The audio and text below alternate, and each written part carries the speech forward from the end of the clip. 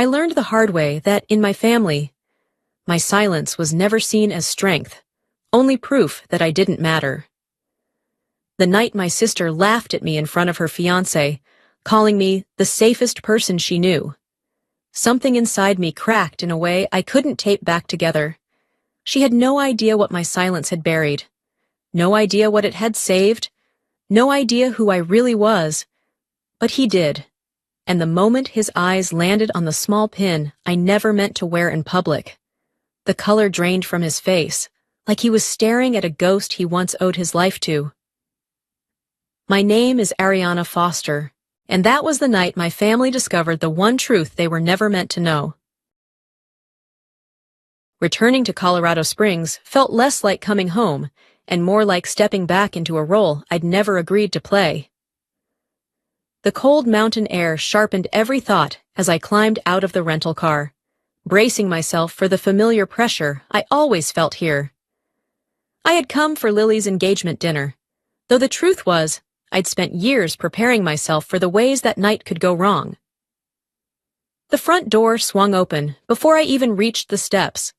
Laughter spilled out first, warm but selective, bouncing off the timber walls of my mother's house. Lily appeared in the doorway, practically glowing. Yet the brief hug she gave me barely registered compared to the way she lit up when her fiancé stepped up behind her. Bryce Carter was the kind of man people naturally gravitated toward, and my family had built an entire narrative around him before I even arrived. Inside, conversations swirled around me without ever touching me. My mother fussed over flower arrangements and appetizers, eager to impress the Carters. Everyone else moved with an ease that made me feel like I'd shown up to a gathering where the cast list had already been finalized. I stayed near the edge of the room, letting the noise settle. That's when Bryce's gaze found me again, steady, assessing, caught on the small gray pin at my collar. It was only a second, but something shifted in his expression, something that made my stomach tighten. I hadn't planned on drawing attention, but in that moment, I realized attention had already found me, and none of them were ready for what came next. The engagement dinner played out like a perfectly choreographed performance, with Lily positioned center stage exactly where she believed she belonged. Every guest rotated around her orbit, offering compliments she absorbed like oxygen. The Carters were especially eager, recounting Bryce's accomplishments with the kind of proud enthusiasm usually reserved for military ceremonies. Stories of desert storms, midnight medevacs, and carrying injured men across open ground flowed easily, each one landing like a medal pinned onto Lily's evening. My mother leaned in, eyes shining, as if each heroic detail validated something in her. She had always measured worth through proximity to achievement, and tonight she was practically vibrating with borrowed pride. Meanwhile, I filled the silent space Lily preferred me in, subtle enough to ignore, present enough to contrast with her glow. She made sure of it. When conversation drifted too close to me, she redirected it with effortless cruelty, a smile sweet enough to mask the intent behind it. Ariana works in an office, safe, simple, stable. She never has to deal with anything dangerous. Her voice was light, teasing, but her gaze flicked to Bryce with the precision of someone baiting an audience, waiting for him to confirm her narrative. I felt the weight of her performance more than the words themselves. It was the same role she'd cast me in for years. The quiet one, the harmless one, the one who didn't risk or sacrifice anything worth applauding. I smiled, because silence had become the safest armor I owned. No one at that table understood that silence wasn't weakness. It was a promise, a boundary I had never been allowed to break. But Bryce didn't follow the script Lily wanted from him.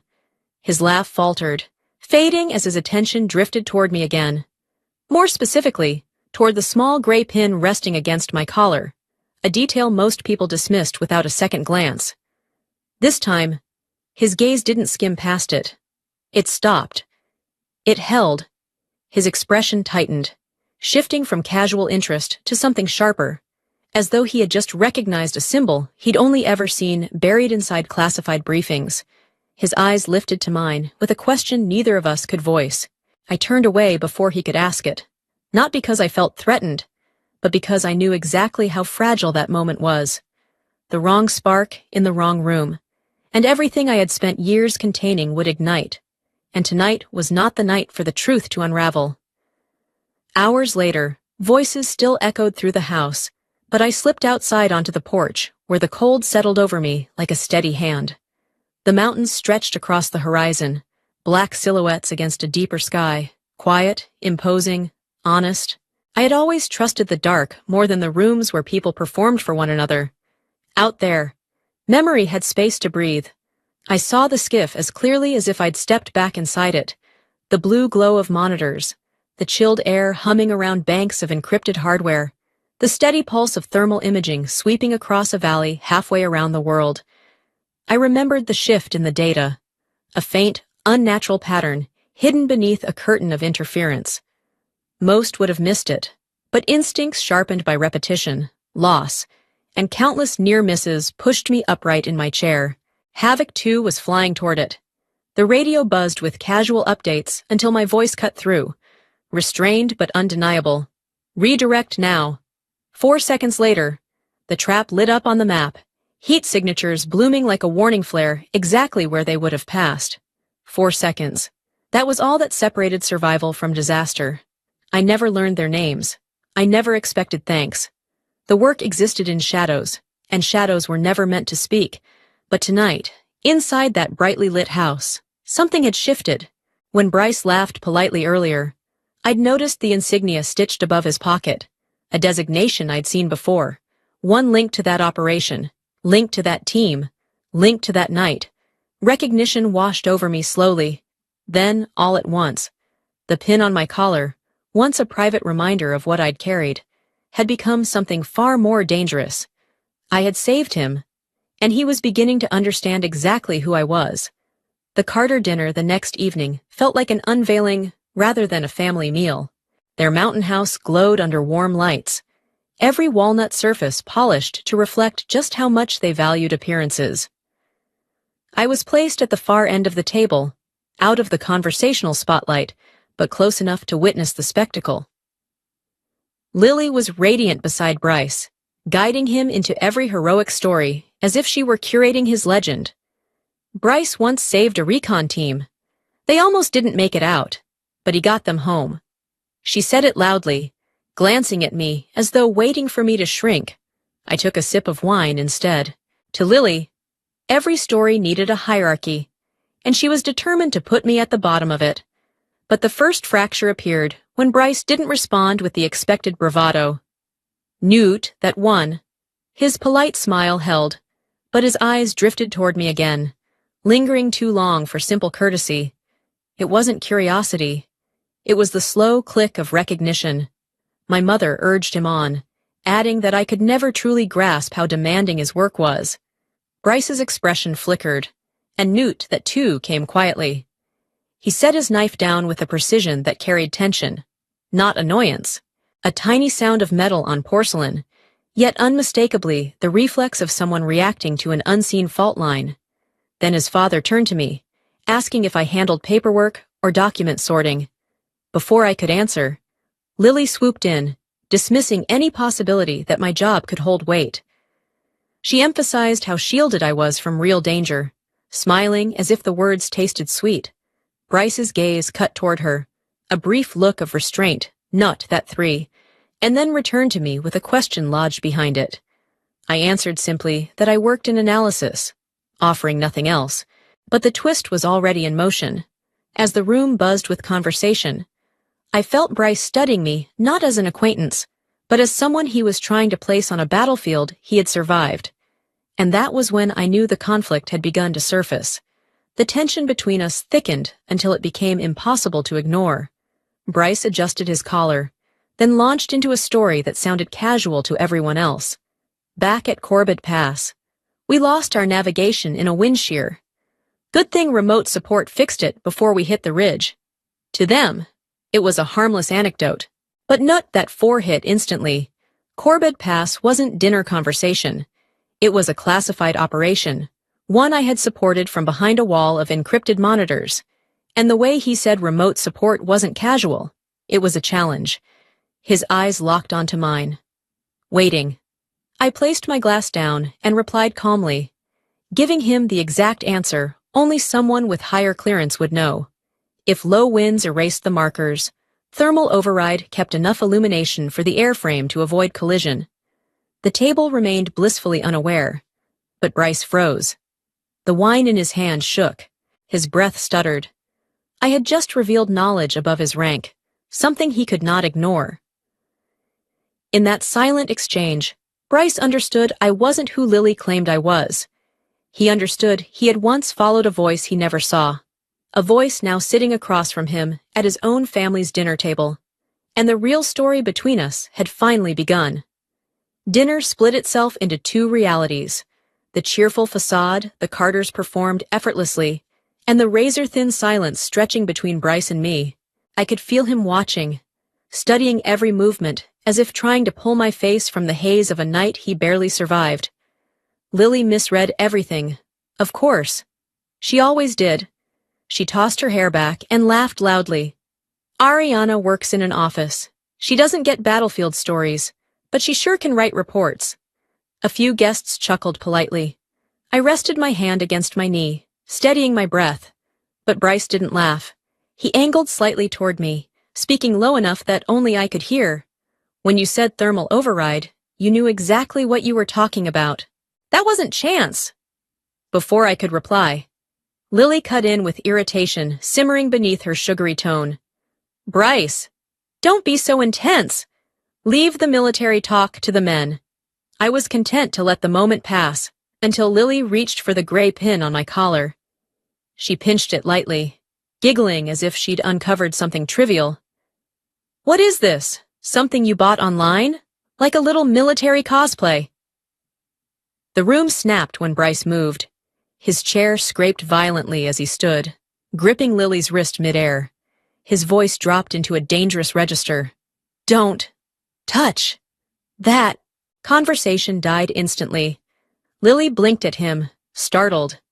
My mother stammered his name, unsure whether to scold or apologize. Bryce didn't look at her. He looked at me, directly, deliberately. The question that had been flickering behind his eyes now solidified into certainty. The person who wears that pin isn't who you think she is. Lily! Confusion twisted across her face. No one else understood the symbol she had just mocked. But Bryce did. The fear and respect battling in his expression shifted the entire tone of the room. He drew a slow breath, struggling to contain the weight of what he now knew. Are you who I think you are?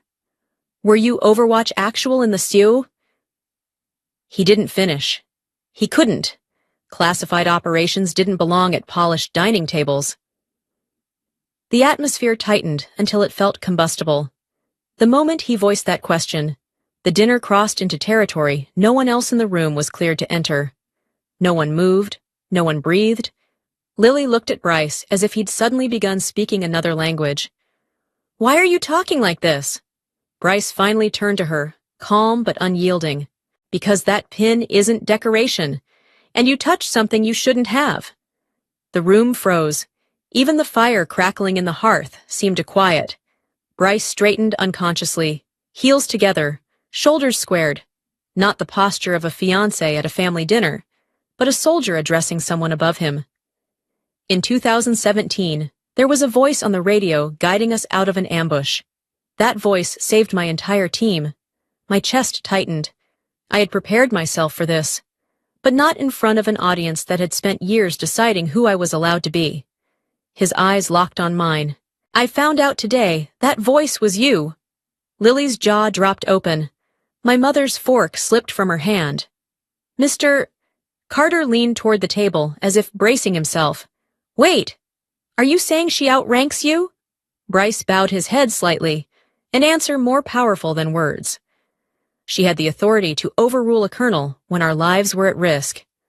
We carried out the orders. She made the call. Every gaze in the room snapped to me, the woman they had dismissed as harmless and unimpressive mere minutes before. Lily shook her head, teetering on denial. No, she has nothing to do with the battlefield. Bryce turned to her with a clarity that cut deeper than anger. You see the surface. Ariana sees the world from a height we can't imagine. Silence tightened until it felt like glass. Then Bryce lowered his head again, not as Lily's fiancé, not as the celebrated pilot, but as a man who knew the debt he owed. Thank you. If it weren't for you, I wouldn't be here. With that single sentence, the story my family had written about me for 20 years shattered, quietly, irrevocably. The room didn't simply go quiet after Bryce thanked me. It froze, suspended in a kind of disbelief that felt heavier than any argument could have been. Every face was turned toward me, stunned, trying to reconcile the version of me they'd constructed with the truth that had just detonated in the open. I stood, not to explain myself, but because the moment demanded I stop shrinking. My eyes met Lily's first. Her expression was a tangle of shock, envy, and a fear she didn't know how to name. "You've spent your life making everything loud," I said softly, "but some things grow more powerful the quieter they are." No one responded. They couldn't. Bryce remained standing as well, shoulders squared, offering a slight bow that held more meaning than any speech. It wasn't obedience. It wasn't ceremony. It was gratitude from a man whose life I had saved without ever meeting him. That single gesture restructured the entire room. Lily was no longer the star, my mother no longer certain, and I, no longer invisible. I reached up and straightened the gray pin on my collar. A small motion, yet it echoed like a shockwave. For years, silence had been my duty. Tonight, it became my power. After the climax settled, the room filled with questions no one knew how to voice. They sat there like static in the air, humming, pressing, waiting for someone brave or foolish enough to break the silence. It was Bryce's father who finally spoke. "So, what is it you actually do?" I lifted the linen napkin, dabbed my mouth, and placed it neatly beside my plate. The motion was deliberate, final, a signal that the conversation had reached its limit. "I'm not permitted to say. I never have been." My mother blinked, confusion and hurt wrestling across her face. "Why didn't you ever tell me?" I met her gaze without anger. I had spent years grieving expectations I'd never meet, but not tonight, because even if I had told you, you wouldn't have believed it. Lily shot to her feet, eyes glassy, outrage trembling in her voice.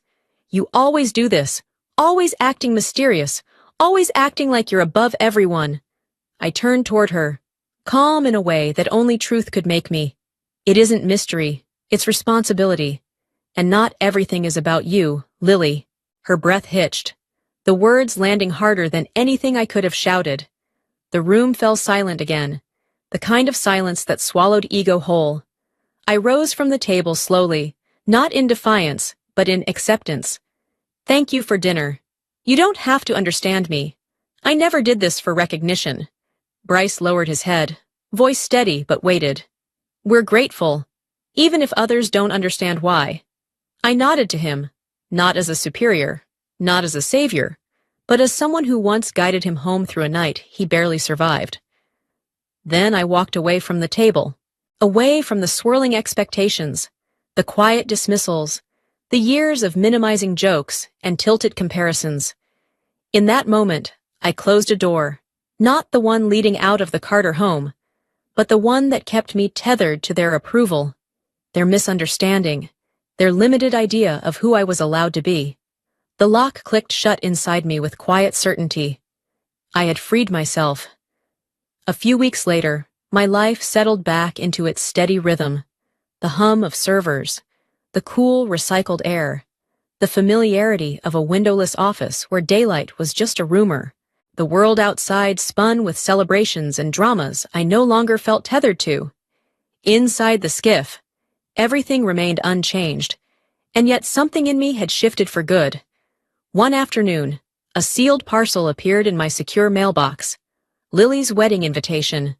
The envelope was elegant, her name embossed in gold beside her fiancé's, but the note tucked inside wasn't hers.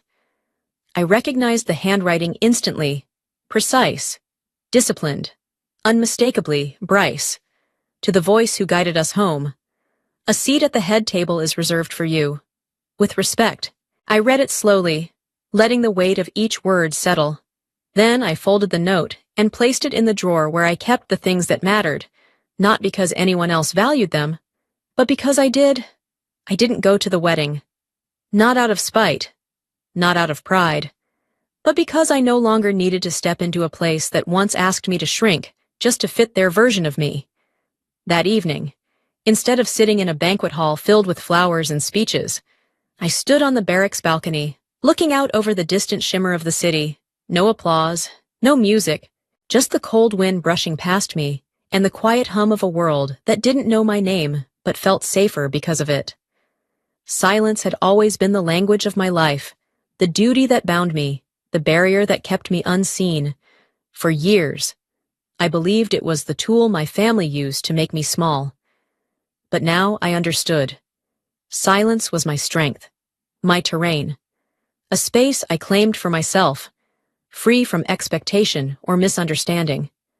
Lily had her spotlight. Bryce had his medals. My family had their stories, the ones they clung to even when they shattered. And I had the truth, a truth that needed no audience, a truth that stood steady, even when no one else knew where to look.